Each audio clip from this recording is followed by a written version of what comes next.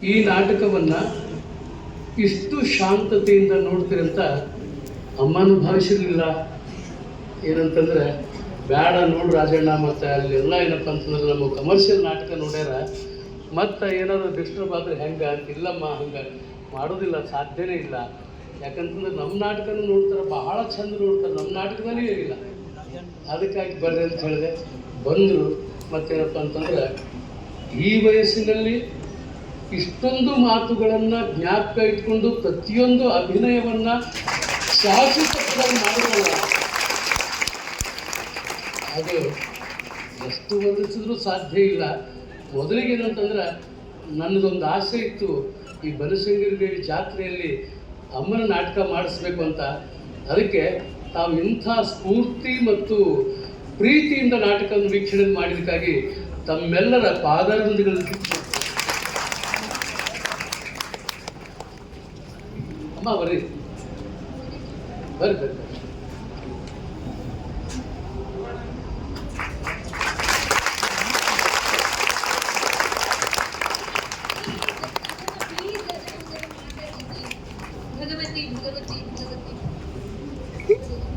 ಇಲ್ಲಮ್ಮ, ಅಮ್ಮ ಇಷ್ಟು ನಾವು ಏನು ಬೆಂಗಳೂರಿನಲ್ಲಿ ರವೀಂದ್ರ ಕಲಾಕ್ಷೇತ್ರದಲ್ಲಿ ಇರ್ಬೋದು, ಬೇರೆ ಬೇರೆ ಕಡೆ ನಾಟಕ ನೋಡ್ತಾ ಇದ್ದೀವಿ. ಯಾವ ರೀತಿಯಾಗಿತ್ತು ಕ್ಲಾಸ್ ಬಿದ್ದುವೋ, ಯಾವ ಜಾಗದಲ್ಲಿ ಬಿದ್ದುವೋ ಅದೇ ಜಾಗದಲ್ಲಿ ನೀವು ಕ್ಲಾಸ್ ತೊಗೊಂಡ್ರಿ, ಮತ್ತು ಒಂದು ಸೂಜಿ ಬಿದ್ದರೂ ಸಪ್ಪಳ ಆಗ್ತಿತ್ತು. ಅಂಥ ನಾಟಕವನ್ನು ವೀಕ್ಷಣೆ ಮಾಡಿದ್ರು, ನಿಮ್ಮ ಮನಸ್ಸಿಗೆ ಸಮಾಧಾನ ಆಯ್ತಮ್ಮ.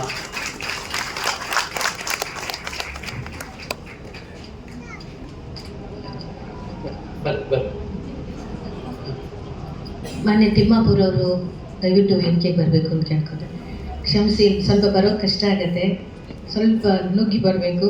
JD ಪಾಟೀಲ್ ಅನ್ನೋರು, ನಮ್ಮ ರೋಣದ MLA ಪಾಟೀಲ್ರವರು ಸಹ ಬರಬೇಕು. ಅಪ್ಪಾಜಿ ತಾವು ಸಹ ಮೇಲೆ ಬರಬೇಕು. ರಾಜು ತಾವು ಸಹ ಬರಬೇಕು. DC ಸಾಹೇಬ್ರೆ, ಕ್ಯಾನ್ ಯು ಪ್ಲೀಸ್? CO ಅವರು, SP ಅವರು ದಯವಿಟ್ಟು ಬನ್ನಿ. ಗೊತ್ತಿಲ್ಲ, ನಮ್ಮ ಪ್ರೇಕ್ಷಕ ಮಹಾಶಯರಲ್ಲಿ ನಾನು ಕ್ಷಮೆಯನ್ನು ಕೇಳ್ತೇನೆ. ಮನೋರಂಜನೆ ಅಂತಕ್ಕಂಥದ್ದು ಆ ಒಂದು ವಿಧವೇ, ಈ ಒಂದು ವಿಧವೇ. ಈ ವಿಧಾನದಲ್ಲಿ ನಿಮಗೆ ಪ್ರತಿಯೊಬ್ಬರಿಗೂ ಕೂಡ ಶರ್ಮಿಷ್ಠೆ ತಲುಪಿದ್ದಾಳೆ ಅಂತ ನಾನು ಭಾವ.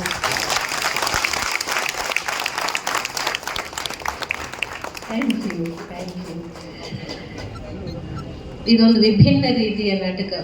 ಮೊದಲೇ ನಾನು ಸ್ವಲ್ಪ ಕಥೆಯನ್ನು ವಿವರಣೆ ಮಾಡಿದ್ರಿಂದ ನಿಮ್ಗೆ ಸ್ವಲ್ಪ ಅನುಕೂಲ ಆಗ್ತಲ್ಲ. ನಾನೆಲ್ಲೂ ಹೇಳೋದಿಲ್ಲ ಇದನ್ನೆಲ್ಲ, ಬಟ್ ನನಗೆ ಇಲ್ಲಿ ಹೇಳಬೇಕು ಅನ್ನಿಸ್ತು. ಯಾಕಂದರೆ ಮೊದಲೇ ನಿಮ್ಮನ್ನು ತಯಾರು ಮಾಡಿದರೆ ಮಾನಸಿಕವಾಗಿ ಕಥೆ ಅರ್ಥ ಆಗುತ್ತೆ ಅನ್ನೋ ಕಾರಣಕ್ಕೆ ಸ್ವಲ್ಪ ಕಥೆಯ ಸಾರಾಂಶವನ್ನು ನಿಮ್ಮ ಜೊತೆ ನಾನು ಹಂಚಿಕೊಂಡಿದ್ದೆ. ಬನ್ನಿ. ಹಾಂ, ತೊಗೊಂಬಪ್ಪ. ಹಾಗೆ ಇರಲಿ, ಪರವಾಗಿಲ್ಲ ತೊಗೊಂಬನ್ನಿ, ಪರವಾಗಿಲ್ಲ. ಅಲ್ಲ, ಒಂದೆರಡು ಮಾತುಗಳನ್ನು ನಮ್ಮ ತಿಮ್ಮಾಪುರ ಸಾಹೇಬರು ಮಾತಾಡಬೇಕು. ನಾನು ಮಶ್ರಿಯವರ ನಾಟಕದ 2ನೇ ಸಲ ನೋಡ್ತಾ ಇದ್ದೇನೆ. ಹಾಡ ಕುಣಿತ, ವರ್ಷ ಹಾಡುಗಳಿಂದ ಪ್ರೇರಣೆ ಬಂದು ಕೂತ್ಕೊಳ್ತಕ್ಕಂಥ ಜನರು ನೋಡಿದ್ದೀನಿ. ಆದರೆ ನಿಜವಾದ ಒಂದು ನಟನೆ, ಎಂಥ ಅದ್ಭುತವಾದ ನಟನೆ ಇತ್ತು ಅಂದರೆ ಬಹುಶಃ ನಾನಂತೂ ಈ ಜನ್ಮದಲ್ಲಿ ನೋಡಿಲ್ಲ.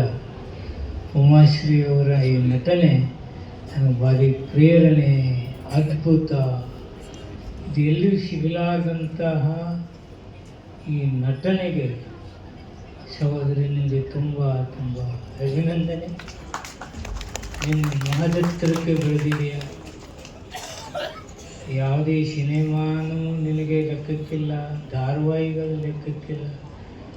ಅಲ್ಲಿ ಎಷ್ಟೋ ಅಲ್ಲಿ ಹೆಸರು ಗಳಿಸಿದರೂ ನಿನ್ನ ಪೂರ್ವದಲ್ಲಿ ನಟನೆ ನಾಟಕದ ಮುಖಾಂತರ ಪ್ರಾರಂಭ ಆದದ್ದನ್ನು ನೆನಪಿಸ್ಕೊಂಡು ಇನ್ನೂ ಈ ಕಲೆಯನ್ನು ಜನತೆಗೆ ತಿಳಿಸ್ತಕ್ಕಂಥ ಕೆಲಸ ಮಾಡಿದೆಯಲ್ಲ, ಇದು ನಿನ್ನ ಮಾನಸಿಕತೆಯಲ್ಲಿ ಅಂತ ನಿನ್ನ ಭಾವನೆ ಇದೆ.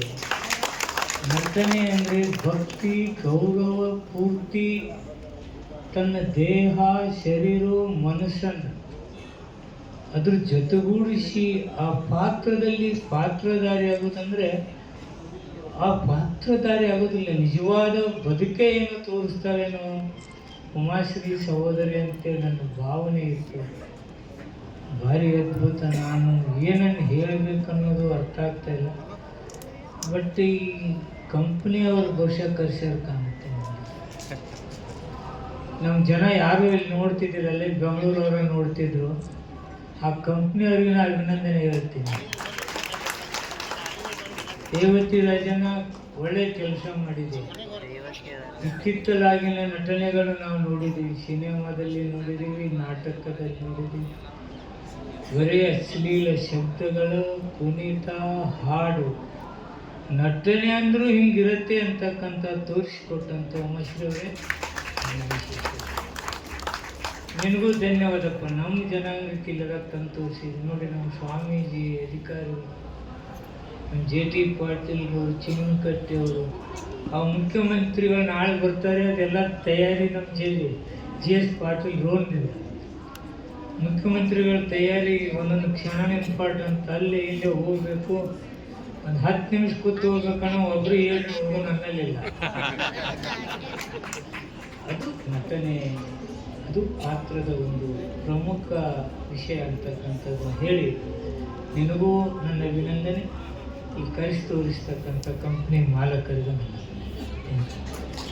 ರಂಗ ಸಂಪದ ತಂಡ ನಿನ್ನ ಜೊತೆ ಎಲ್ಲ ಬಂದಿದ್ದಾರೆ, ಅವರೆಲ್ಲರಿಗೂ ನನ್ನ ವಿಶೇಷ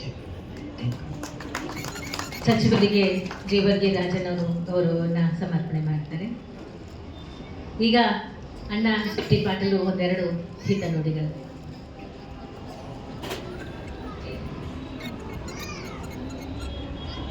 ಸಹೋದರಿ ಉಮಾಶ್ರೀ ಅವರ ನಟನೆಯ ಬಗ್ಗೆ ನಮ್ಮ ಕರ್ನಾಟಕ ರಾಜ್ಯದ ಜನರಿಗೆ ಹೇಳುವುದೆಂದರೆ, ಸೂರ್ಯನ ಪರಿಚಯಿಸಿದಂತೆ ರಾಷ್ಟ್ರಮಟ್ಟದ ಖ್ಯಾತಿಯನ್ನು ಹೊಂದಿರುವಂತಹ ಸಹೋದರಿ ಉಮಾಶ್ರೀ ಅವರು ನಟನೆಯಲ್ಲಿ, ರಾಜಕೀಯ ರಂಗದಲ್ಲಿ, ಸಮಾಜದಲ್ಲಿ ಅತ್ಯಂತ ಒಳ್ಳೆಯ ಗೌರವವನ್ನು, ಎತ್ತರದ ಸ್ಥಾನವನ್ನು ಹೊಂದಿರುವಂಥ ಸಹೋದರಿ ಉಮಾಶ್ರೀಯವರು ಕೇವಲ ನಟನೆ ಅಲ್ಲ, ಒಳ್ಳೆಯ ಸಚಿವರಾಗಿ, ಶಾಸಕರಾಗಿ ನಮ್ಮ ಜೊತೆಗಿದ್ದಾರೆ. ಇವತ್ತು ರಂಗ ಯಾವುದು ನಿಮ್ಮದು? ರಂಗ ಸಂಪದದವರು ಉಮಾಶ್ರೀಯವರು ಕರ್ಕೊಂಡು ನಮ್ಗೆ ಪರಿಚಯ ಮಾಡಿದ್ರೆ, ನಮ್ಮವರು ನಮಗೆ ಪರಿಚಯ ಮಾಡಿದ್ರು, ನಮ್ಮವರಾಗಿದ್ದಾರೆ ಅವರು. ಅವ್ರು ಕರೆಸಿ, ನೀವು ನಮ್ಮವರಲ್ಲ, ನಮ್ಮವರು ನಮಗೆ ಪರಿಚಯ ಮಾಡಿಸ್ಕೊಡ್ತಿದ್ದೀರಿ. ಆದರೆ ನಾವು ತಿಮ್ಮಾಪುರವರು ನಮ್ಮ GS ಪಾಟೀಲ್ ಬರ್ತಾರಂತ ಗೊತ್ತಿದ್ದಿದ್ದಿಲ್ಲ. ಇವತ್ತೆಲ್ಲ ನಮ್ಮ ಜಿಲ್ಲೆಯ ಹಿರಿಯ ಅಧಿಕಾರಿಗಳು ಬಂದಿದ್ದಾರೆ. ಒಂದು 10 ನಿಮಿಷ ಉಮಾಶ್ರೀ ಕರೆದಿದ್ದಾರೆ, ಅವ್ರಿಗೆ ಗೌರವ ಕೊಡುವ ದೃಷ್ಟಿಯನ್ನು ಇಟ್ಕೊಂಡು ಒಂದು 10 ನಿಮಿಷ ಬಂದು ಹೋಗೋಣ ತಿಳ್ಕೊಂಡು ಬಂದು ಕುಂತು ಬೆಳಕ ನಮ್ಮ ಮನೆಯವರು ಬಂದಾರೆ. ಹೇಳ್ತೀನಿ, ನಾವು ಒಬ್ಬರೋಗೋದಿಲ್ಲ. ಅದಕ್ಕೆ ಓಕೆ, ನಿಜವಾಗಿ ಸಂತೋಷ ಆಗಿದೆ. ಸಿನಿಮಾ TV ಒಳಗೆ ನೋಡ್ತಾ ಇದ್ವಿ. ಇವತ್ತು ನಾಟಕ ನನ್ನ ಇನ್ನೊಂದು ಅಕ್ಕ, ನಾನು ನಾಟಕ ನೋಡೋದು ಮೊದಲೇದಿದ್ದು. ಎಲ್ಲಿ ನಮ್ಮೂರು ಹಿಡ್ಕೊಂಡು ಎಲ್ಲೇ ನಾಟಕ ಆದ್ರೂ ಸಹಿತ ಪ್ರತಿಯೊಂದು ಊರೊಳಗೆ ನನ್ನ ಕಾಲ ಹೆಸರು ಹಾಕಿರ್ತಾರೆ, ಎಲ್ಲಿ ಹೋಗೋದಿಲ್ಲ. ಆದ್ರೆ ಇದನ್ನು ನಮ್ಮ ತಂಗಿ ಉಮಾಶ್ರೀ ಅವರು ನಾಟಕ ಮಾಡ್ತಾರೆ, ಅವರು ಪ್ರದರ್ಶನ ನೋಡೋಣ ಅಂತ ಹುಮ್ಮಸ್ಸಿಂದ ಬಂದಿದ್ದಕ್ಕೆ ನಮಗೂ ಸಂತೋಷ ಆಗಿದೆ. ಧನ್ಯವಾದಗಳು. ರಾಜಣ್ಣನವರು ನಮ್ಮ ಅಣ್ಣ JT ಪಾಟೀಲ್ರಿಗೆ ಗೌರವವನ್ನು ಸೂಚಿಸಬೇಕು ಅಂತ ನಾನು ಕೇಳ್ಕೊತೇನೆ. ಕೈಗೆ ಕೊಡು, ಕೈಗೆ ಇಸ್ಕೊಳ್ಳಿ, ಪರವಾಗಿಲ್ಲ. ಅವ್ರು ಹಾಕಿಸ್ಕೊಳ್ಳೋದಿಲ್ಲಂತೆ. ಪಾಟೀಲ್ರೆ ನೀವು ಒಂದೆರಡು ಮಾತುಗಳು ಇಲ್ಲ ಮಾತಾಡಿ, ಆಗಲಿ, ಮುಗ್ದಾಯ್ತು, ಏನು ತೊಂದರೆ. 2 ನಿಮಿಷ.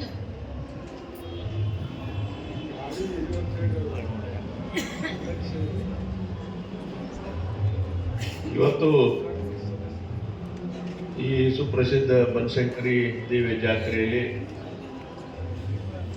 ನಮ್ಮ ಗುಬ್ಬಿ ಕಂಪನಿಯವರು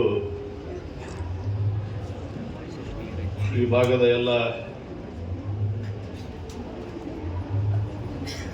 ಕಲಾವಿದರಿಗೆ, ಕಲಾಪೋಷರಿಗೆ, ವಿಶೇಷವಾಗಿ ಒಬ್ಬ ಶ್ರೇಷ್ಠ ನಟಿ ತಮ್ಮ ಜೀವನ ಉದ್ದಕ್ಕೂ ಸುಮಾರು 400 ಚಿತ್ರಗಳನ್ನು ಮಾಡಿದಂಥವ್ರು, ನ್ಯಾಷನಲ್ ಅವಾರ್ಡು ಮತ್ತು 6 ಬಾರಿ ಕರ್ನಾಟಕ ರಾಜ್ಯದ ಪ್ರಶಸ್ತಿಯನ್ನು ಪಡೆದಂಥವರು ಮತ್ತು 20ಕ್ಕಿಂತ ಹೆಚ್ಚು ಈ ಅಕಾಡೆಮಿಯ ಪ್ರಶಸ್ತಿಯನ್ನು ವಿವಿಧ ಪಾತ್ರಗಳಿಗೆ ಅವರು ಪಡೆದಂಥವ್ರು. ಇವತ್ತು ಭಾಳಷ್ಟು ಪ್ರಸಿದ್ಧ ಸಿನಿಮೆಗಳು ಅವರು ಮಾಡಿ ಯಾವಾಗಲೂ ನಿರಂತರವಾಗಿ ನಮಗೆಲ್ಲ ಆಶ್ಚರ್ಯ ಆಯ್ತು. ಸಹೋದರಿ ಉಮಾಶ್ರೀ ಅವರಿಗೆ 68 ವರ್ಷ ಆಯಿತು, ಈಗ 69 ನಡೆದಿದೆ. ನಮಗೆ ಆಶ್ಚರ್ಯ ಆಯಿತು ಅವರು ಯಾವ ರೀತಿಯಾಗಿ ಅವರ ಅಭಿನಯ ಅನ್ನ ಮಾಡಿದ್ದು ನೋಡಿದರೆ ನಿಜವಾಗಿಯೂ ಅಂತ ಕಲಾವಿದರು ಬಹಳಷ್ಟು. ಅವ್ರು ಬರ್ತಕ್ಕಂಥ ಉದ್ದೇಶ ಕೇವಲ ಪ್ರೇಕ್ಷಕರಿಗಲ್ಲ, ಮುಂದೆ ಬರ್ತಕ್ಕಂಥ ಕಲಾವಂತರಿಗೂ ಕೂಡ ಅವರ ಮಾರ್ಗದರ್ಶನ ಕೊಡಬೇಕು ಅನ್ನೋ ವಿಚಾರದಲ್ಲಿ ಅವರು ಬಂದಿದ್ದಾರೆ.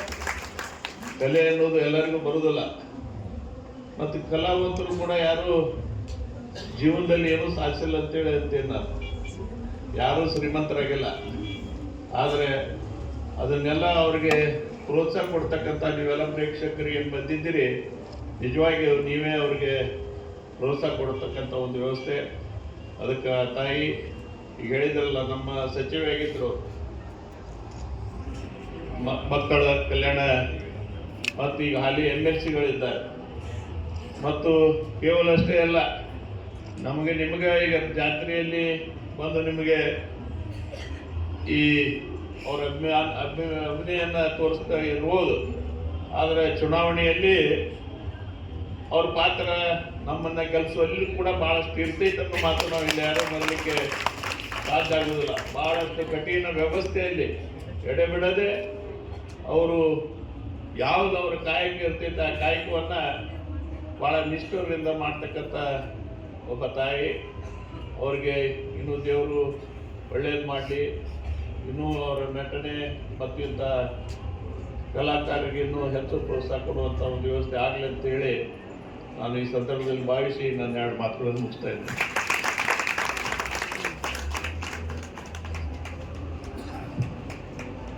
ಪಾಟೀಲ್ ಸರ್ಗೆ ಗೌರವವನ್ನು ಜೇವರ್ಗಿ ರಾಜಣ್ಣ ಸಲ್ಲಿಸ್ತಾ ಇದ್ದಾರೆ. DC ಸಾಹೇಬ್ರು 2 ಮಾತುಗಳು, 1-2. CO ಸಾಹೇಬ್ರೆ, SP ಸಾಹೇಬ್ರೆ, ಅಪ್ಪಾಜಿಯವರು. ರಾಜು, ಶಾಸಕರು ಮಾತಾಡದೆ ಹೋದರೆ ನಾನು ಹೆಂಗೆ?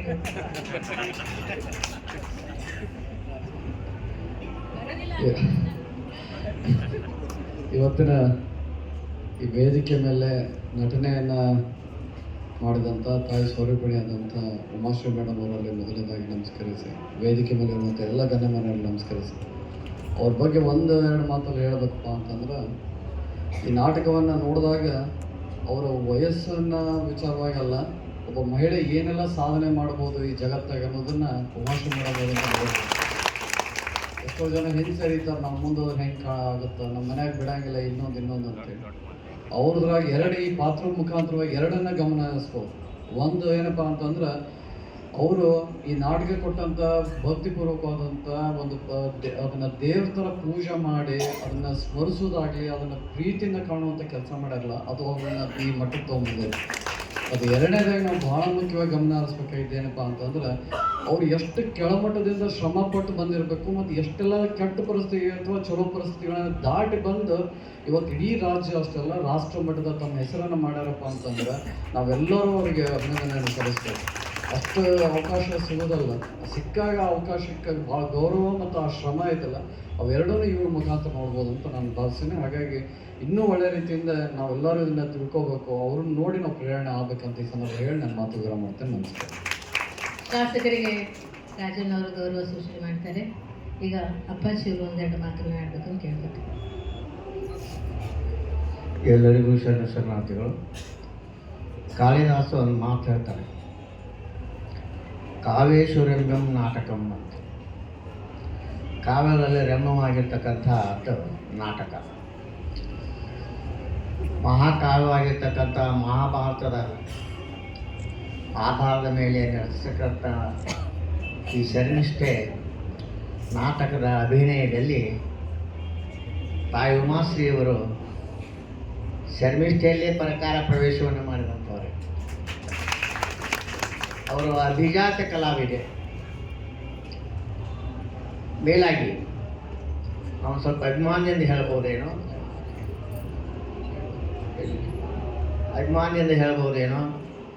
ಈ ಕರ್ನಾಟಕದ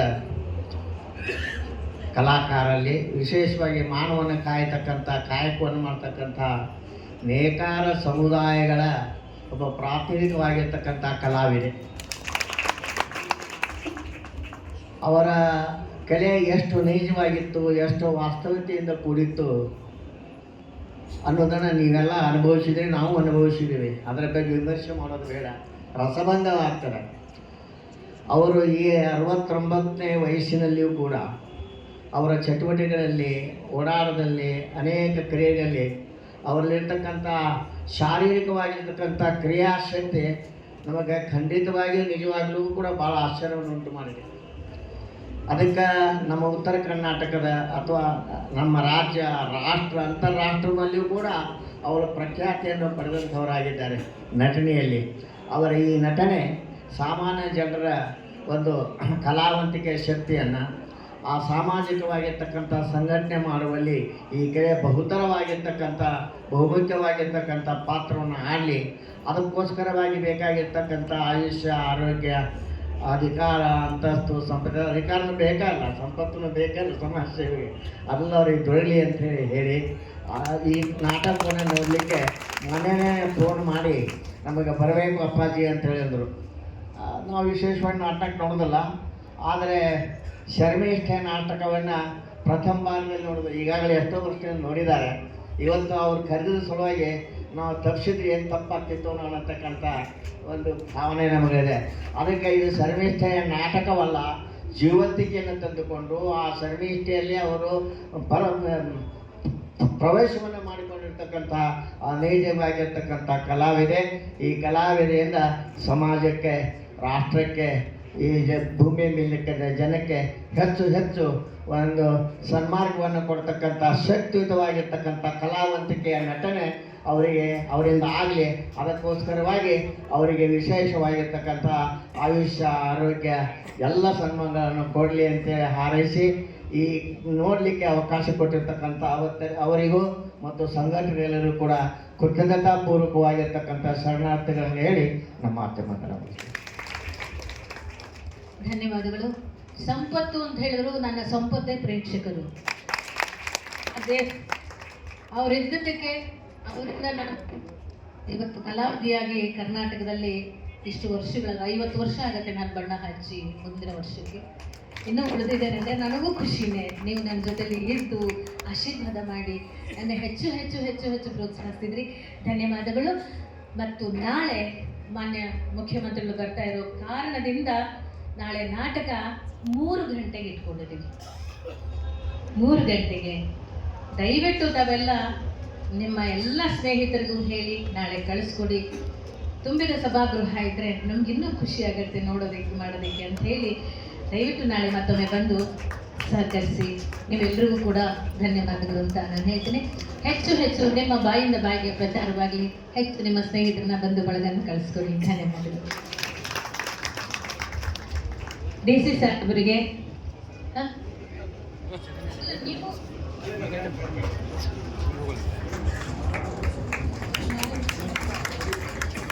ಥ್ಯಾಂಕ್ ಯು.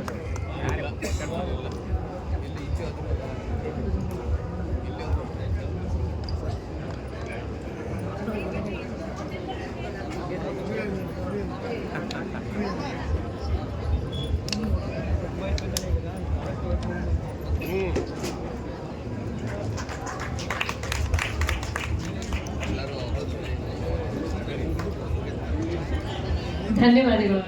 ಧನ್ಯವಾದಗಳು.